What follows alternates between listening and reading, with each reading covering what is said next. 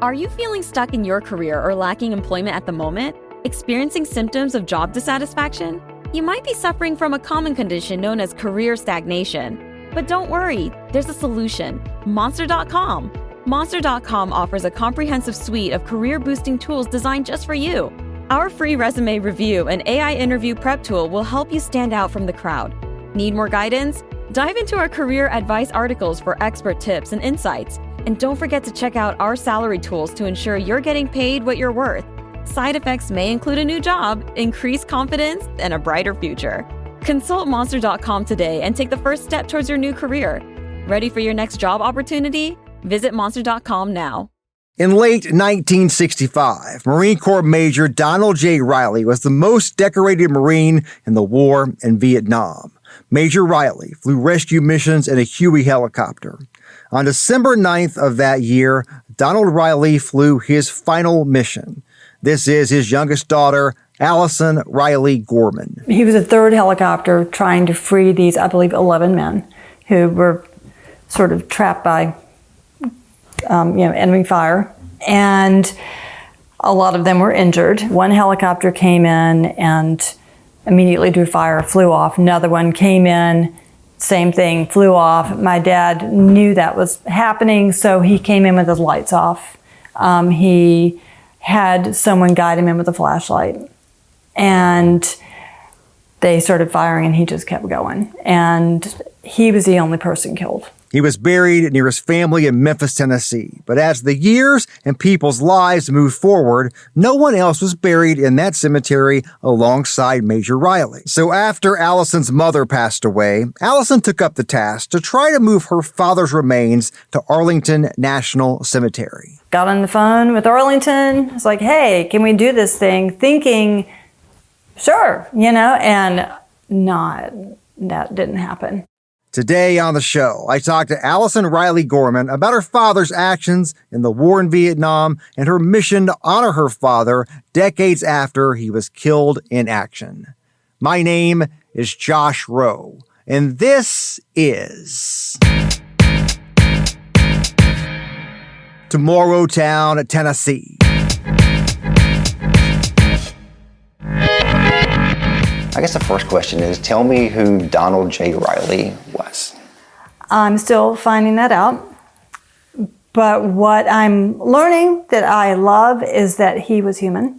Because I was raised with the idea that my dad was a hero, and he was very much a hero. But I was raised seeing his medals on the wall, knowing what those medals were, and knowing that he died saving lives, or at least attempting to, and had saved a lot of lives. And that's a lot to live up to. And, he and my mom ended up being married only 10 years before he was killed. And, he died at the prime of life. So he was sort of like trapped in amber, he's never going to get any older. And of course, everything that I had of him was through her very gauzy memories, and he was the love of her life. She never got over him dying.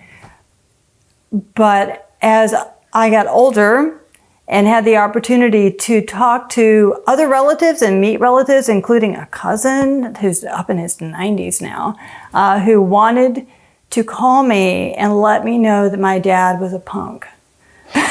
Because they'd gone to the same high school in St. Louis, and he's like, I was the one who was a straight A student. Your dad was the one, it was a military high school. Your dad was the one whose shirt tail was out, and he's always getting in a fight. He was a total punk, and I loved it.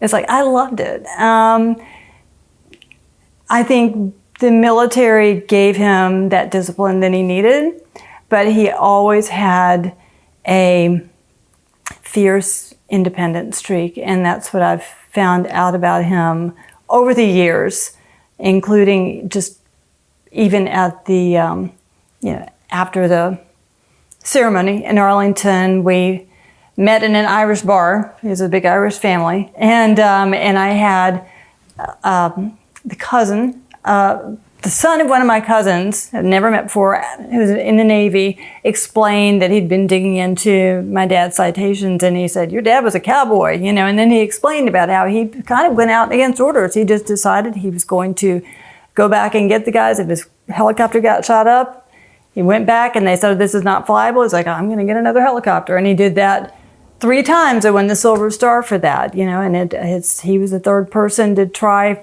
to save people in, you know, a hail of bullets when he ended up getting killed. But he did what he thought he needed to do, even if it meant breaking some rules and not always following orders. And, you know, I think that shows that everything is sort of a sliding scale. You know, following orders is not always the best way to go. You got to follow your heart, I think. So, anyway, that was great to know. So I think he was very fiercely dedicated to his fellow Marines. Very human. He was also really intelligent. He was going for his PhD, and apparently had barely passed high school. But when he found his thing, you know, that was his thing. The Marines were his thing. Flying was his thing. Something else he used to get in trouble for, by the way, because my mom told me this actually, is he would get up when he was a jet pilot. Before he was a helicopter pilot, he would get up, you know, 45,000 feet or something, and he would turn off his communications, which you're not supposed to do. And he would sing and he would yell and just let out all his stress. And then he would land there like, what happened? He's like, I don't know, you know, something happened. But yeah, he would deliberately do that. And I don't know, it made him human. And I love that. But like I said, I'm still learning about him, and that's everything I learned is just precious to me because I don't have any memory of him myself. Like you said, growing up, the medals were on the wall. Yeah. What do you first remember about hearing the stories of his heroic actions, of saving lives, of those kind of things? When did you first hear those things? I don't remember not ever hearing about them. Mm-hmm. It was, the way I've described it was like, I think it's in California somewhere, there's a tree that has a hole in it big enough you can drive a car through. Okay. You know, and I feel like that was our family. That whole, his absence created this, it was a powerful absence. My mother was so devoted to him. She was so insistent that he not be forgotten, that we knew about him. And she didn't know much about his upbringing. You know, she didn't know that. Obviously, she'd met his family. They'd been married 10 years. But what I got from him was from this 10-year slice. And what he did, you know, what he was like before I you know, was able to remember him when he was just a dad and a guy and her husband, and then what he did in Vietnam. And that's all I knew. So, but it was a lot to live up to. Not that I have or did, you know, it was a lot. I just knew him as a hero. And she made it, she really focused on the fact that he was killed saving people. That he was a medevac pilot. I mean, he did other things. He was a jet pilot. He did not always fly medevac, but that's what he preferred to do. And that's where he would go in and go against orders. And that's where he just, I think, felt that he had a deep responsibility to do what I would hope any human would do. I don't know that that's always true, but that he would hope somebody would have done for him.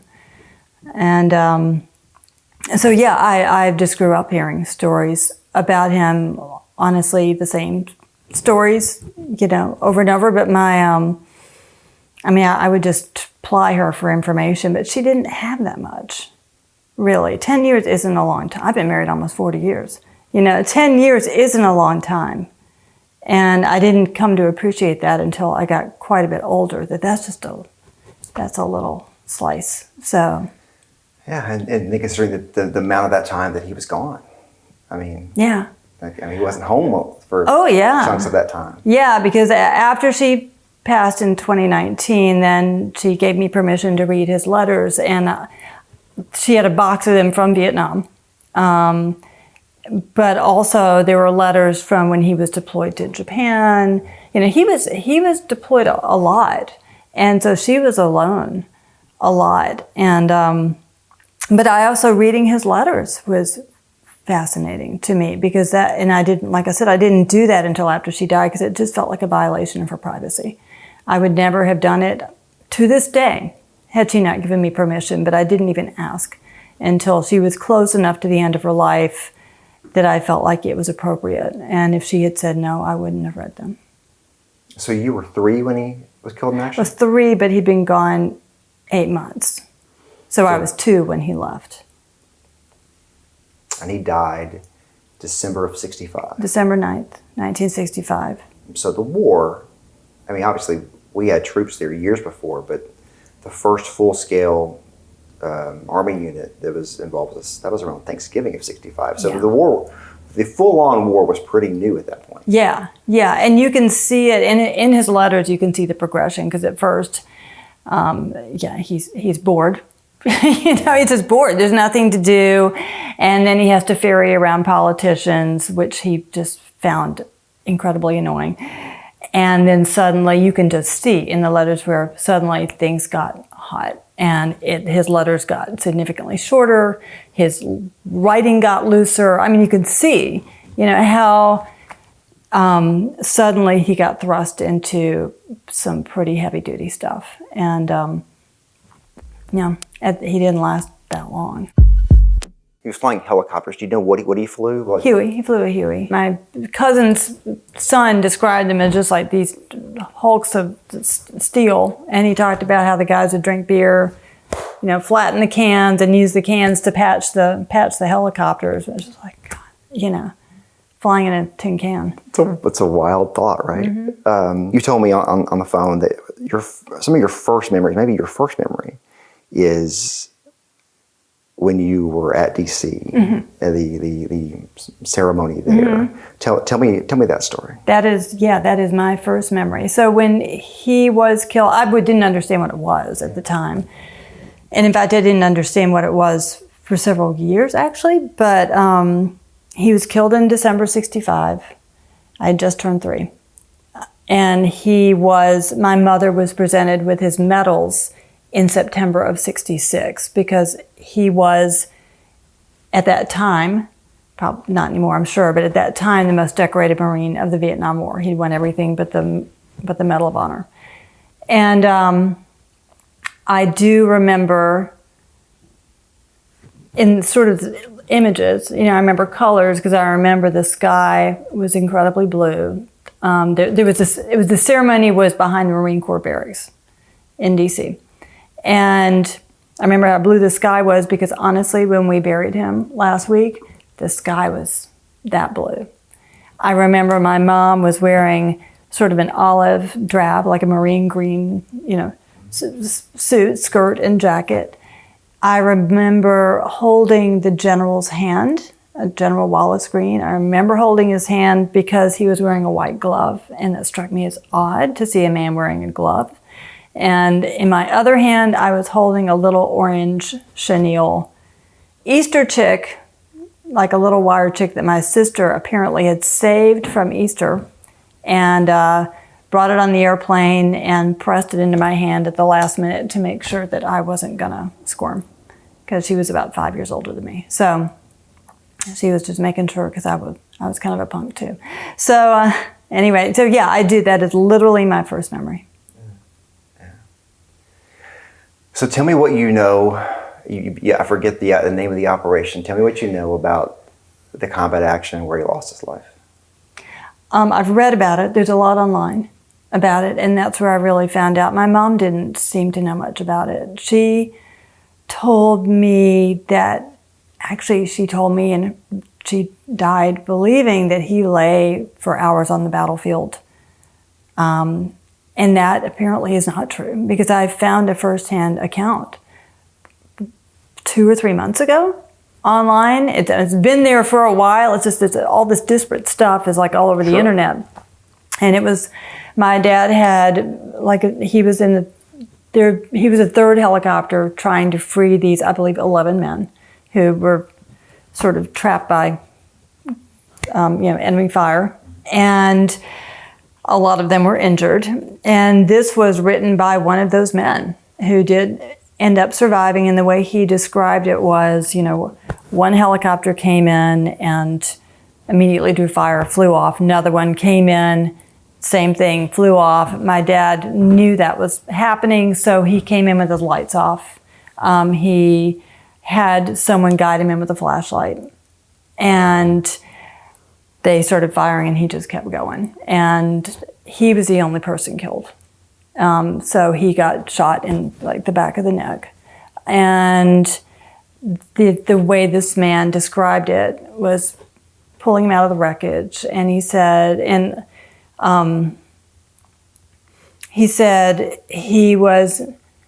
he struck me as a man of medium stature, but he must have been a man of giant determination to do what he did. And he talked about laying him with his head on a rice paddy and, for the I guess medevac to come pick up. And in fact, when I had his body disinterred, which Arlington, disinterred and cremated, which Arlington required, that toe tag was still there. Tell me about the process. I know you said that you started years ago of trying to. Well, I guess start with the reason that you wanted to do this to start with. Yeah, I did it because I felt, as my mom felt, that his sacrifice needed to be remembered, and he needed to be remembered. And he was not buried in Arlington. That I'm sure was an option available, but I think her family, her big brother, who was a good big brother in Memphis, and just trying to take the burden off of her, sort of made what I assume was a unilateral decision to have my dad buried in a cemetery close to our home in Memphis, so we could go visit his grave. And the fact is, my mom would say, that's not where he is. That's not where he is. We never visited his grave. In fact, she was devastated. I don't know what she was like before. She was a wonderful, compassionate person, but she felt everything very deeply. And I think she just never recovered. So she could not bring herself to go visit his grave. I couldn't have found his grave. And I mean, it was just a few minutes from our house, this cemetery, but she adamantly would not go visit it. And then she got married, ultimately got remarried 10 years after. And then 40 years after that, when she passed away, ended up being buried in like this family plot out in Collierville, Tennessee, which is where her folks were from originally. And so like her mom and grandma were visited there, and my stepfather is buried there. And I just knew that it was not okay for my dad, who had done what he did, even if he hadn't, honestly, to be buried alone. He wasn't with his St. Louis family. He wasn't with his military family. He wasn't with his biological family. And it broke her heart, and it broke my heart. But I also knew that she, being sort of I would say an emotionally fragile person, didn't have the capacity to handle what it would take to have his body moved. I knew she could. Logistically, it turned out to be hard too, and I don't think she would have been up for that process. But also, I just don't think she could have handled the idea of him being disinterred and cremated, although she wanted him to be at Arlington. So I thought, okay, I'll wait until she's gone, and then I'm going to make it happen. And I thought it would be super, super easy, and it was not. It was very difficult. She passed away in July of 2019. Yeah. It took me a few months to get her affairs in order, and then the first thing I did, like November, December, got on the phone with Arlington. It's like, hey, can we do this thing? Thinking, sure, and not that didn't happen. First of all, they just told me we do not deal with families. You have to have a funeral home as an intermediary. So I called the funeral home attached to the cemetery. They were lovely. Talked to a young woman who, we made up a whole plan about where, how we would get his body transported by train. Because I was I wasn't asking Arlington to pay for any of it. I mean, I was going to do it myself. I just wanted it to happen. And we had it all figured out, and then COVID hit. And I figured, okay, this is a cemetery and funeral home. They've got other things to do. I can wait a little longer. So I waited like a year and a half, called him back. That young woman had left, had to start all over with a new guy. And the first thing he did, wisely, was call Arlington. And they're like, nope, can't happen. Because there's a code. Part of that is a little tiny section in Arlington code that says if they've placed a marker, he had just a classic bronze marker, it's a flat one. If they've placed a marker elsewhere for someone, that person cannot be buried in Arlington. And I was like, that's great. And the guy, he felt bad. He's like, I'm sorry, there's nothing I can do. He actually gave me the name of the guy he talked to at Arlington. I got on the phone with him, and that guy shut me down. And I have a brother-in-law who's a lawyer. And he said, look, for one thing, this code was written after your dad died. So he said, you do have that. But he said, if you're going to do this, you got to go on with the big guns. He said, you can't just go in and you get one appeal. And you can't just say the same thing all over again. So you need to go through your congressman's office. And so I contacted Congressman Fleischman's office. He has a man who is his military veteran liaison, Jules Du. I write it, I've emailed it, I can't pronounce it, but he was wonderful. He was incredibly diligent. And what he found out is that all you have to do is pick the marker up. I mean, it took a long time. I also had to get proof that my dad had been in good standing when he was killed in action, which felt insulting, but I understand it's bureaucracy and it's the government and it's the military, and so that took months to get that. And then there was a law, there is a state law that prohibits the disinterment of a body for transportation across state lines. The Shelby County Health Department was just like nothing doing. They just had their own thing going on, and so they just didn't want to do it. And so Judge Boyd Patterson here, Jules got in touch with Boyd Patterson, and he wrote a court order here, and then I retained a lawyer in Memphis. He found one who works with military veteran things. Found a lawyer in Memphis, and he filed something with the court in Shelby County, and that was another several months. So by the time we finally got clearance, I got a call, because also the woman from Memorial Park Funeral Home in Memphis was lovely. And she was hand delivering stuff to the health department, trying to say, look, it's all good. We can do this. And she called me, I want to say on Christmas Eve of 24, very close to that, saying, can you be here on January 2nd to witness his disinterment? And because they do suggest you have a witness. You don't have to, but I certainly wanted to be there. And so you had about 9 days. Something like that. So I was like, I'm out of here. So I got up, like 3 a.m. and drove to Memphis on January 2nd, and got there about 8 a.m, and the backhoes were already starting. And it's just like, backhoes, that just feels, that's hard. You want people out there with like the way they do an archaeological dig. You want like little brushes and a backhoe, but it's like that's. It's like one of those things you don't want to see the process. And that's why I thought my mom couldn't deal with that. But the man with the backhoe, he was their oldest employee, and the woman from the funeral home was standing there with me. She said, "This guy could land a rocket on the moon." She goes, "He dug his own wife's grave. He is so respectful.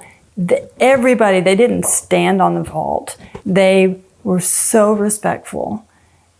And I think they understood. She knew the story, at least somewhat. I could tell that they knew that it was really, everybody's loved one is important. So I don't want to put it that way, but I think they understood the gravity of what of the process that they were helping with, and they could not have been more respectful. But being buried at Arlington National Cemetery is a big deal, and I think that weight comes with this process for sure. And it was, and when we made it happen and got him to Arlington, detail, attend, the Marines who were involved in this process in Arlington, they all did that 1,000-yard gaze thing, where they never made eye contact. And I was looking at them and I was thinking, do they know who my dad is? I mean, do they have any idea? Because they do this all the time. And I wouldn't expect them to know, but when the officer who presented me with the flag knelt down in front of me and handed me the flag and said the words that are, part of the ceremony, and, thanking me, on behalf of the country and all that for my dad's service, his voice broke. On behalf of the President of the United States, the Commandant of the Marine Corps, and the grateful nation, please accept this flag as a symbol of our appreciation for his loved ones' honorable service to country and Corps.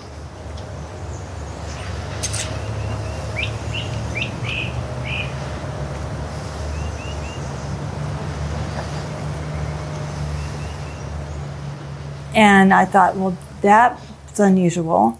And I had the active Navy military family member that I had the opportunity to meet there last week. I said, would they have known anything? Would they know the biography? He said, oh yeah, they know. They know who they're burying. They've read the citations. They know. And that was incredibly meaningful. Everything about it, the care, the precision, the diligence, the incredible amount of respect was truly meaningful. And I'm very grateful for that. You mentioned on the phone that when your father was disinterred, that he was buried in a glass. Explain that. Yeah. When I met the woman there in Memphis, she wanted to make sure that she knew what to expect, and she said, "Okay, this is weird," but she goes, "He's buried in an oversized vault, the concrete thing that goes around the casket." And she said, because my mom had bought 2 plots, and then she didn't end up being buried in the second one. She was buried out in Collierville, but it ended up that this vault took up more than 1 plot. And so she said, was your dad a big man? I said, no, he was just average size, probably your size, average size guy, and she goes, I don't understand why, but she said, it says on this paperwork that he was buried in an oversized vault. And so sure enough, she said, yeah, that's way bigger. And she showed me what a normal one looks like, and it was taller, it was deeper. They were afraid they wouldn't be able to get it on the truck because she didn't want to take the top off, which was as far as I was going to go. I was going to watch them take the top off. I was going to stand back to make sure nothing was compromised because sure.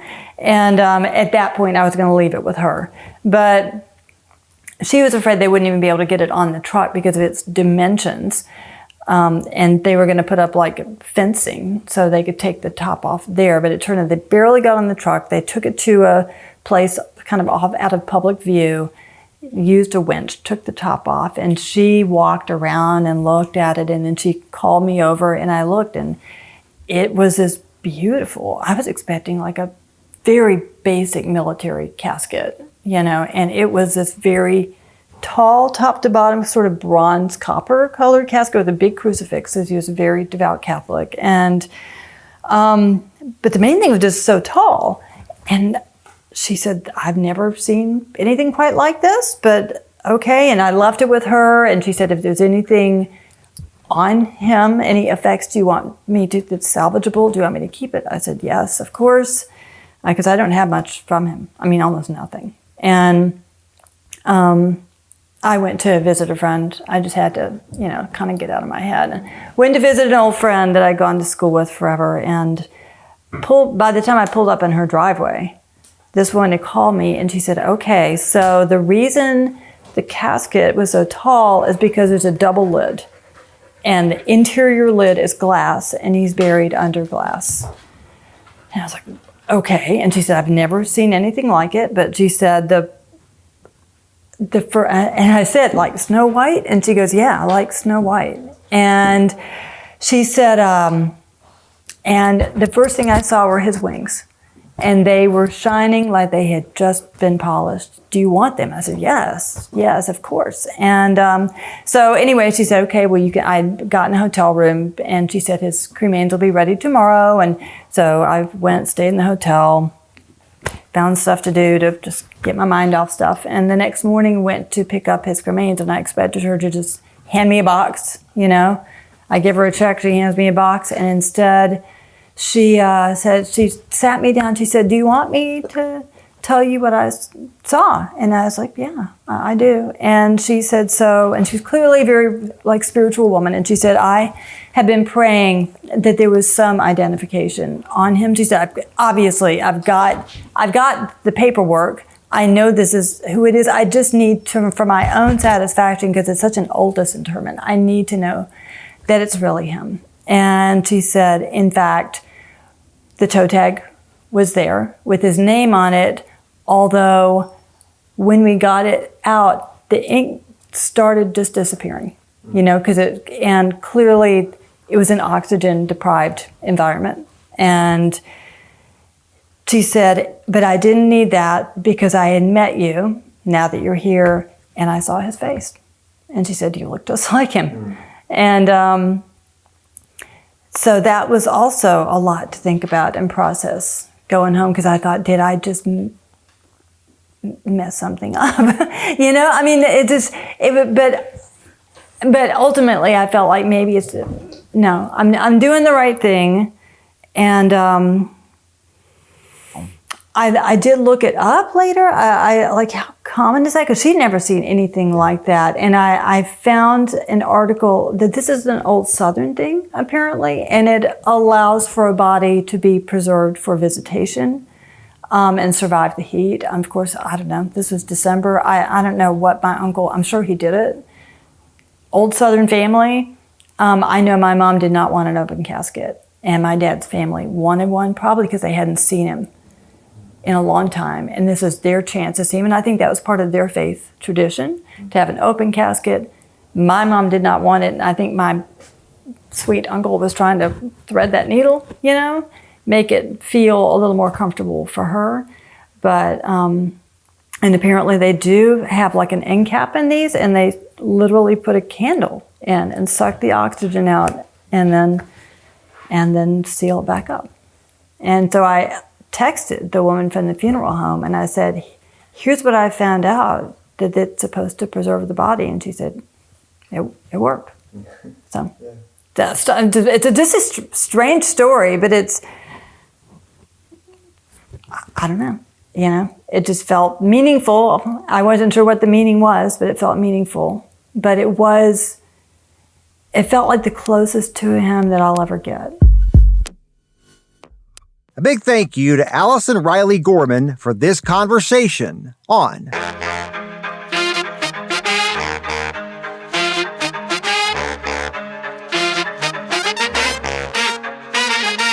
Tomorrowtown, Tennessee. This podcast is a production of NewsChannel 9, Fox Chattanooga, and Sinclair Broadcast Group Chattanooga. I hope you join me again real soon.